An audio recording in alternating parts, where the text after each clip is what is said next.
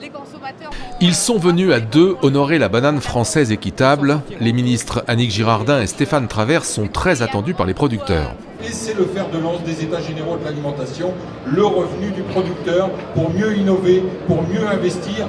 Vivre de leur travail, c'est ce qu'attendent les petits producteurs. Ils espèrent ainsi garantir leurs revenus. La banane française équitable, c'est une banane qui permettra à ces petits producteurs d'avoir un revenu régulier sur toute l'année. Mais ce sont des producteurs qui vont respecter un cahier des charges et puis deuxièmement aussi tout ce qui est loi française sur le travail. Pour le consommateur métropolitain, il n'en coûtera que 5 centimes d'euros en plus au kilo. 5 centimes, c'est rien. De toute façon, et puis si c'est pour le produit, c'est très bien, moi, je trouve. J'essaie de manger que des bananes de Guadeloupe ou de Martinique. Parce que c'est meilleur.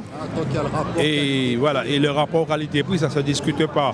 La banane française équitable est aussi une réponse donnée à la tentative contestée et avortée de produire de la banane mieux que bio l'année dernière.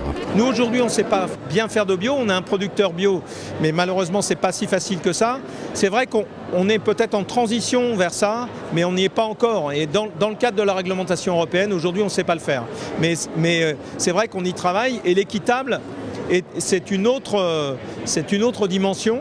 C'est-à-dire que c'est vraiment protéger une petite agriculture familiale et ça on souhaite vraiment conserver le maximum d'agriculteurs en production. Il n'existe pas de concurrence à la banane française équitable. L'objectif est de permettre aux 420 producteurs antillais de moins de 500 tonnes par an une augmentation de leur rémunération de 40%.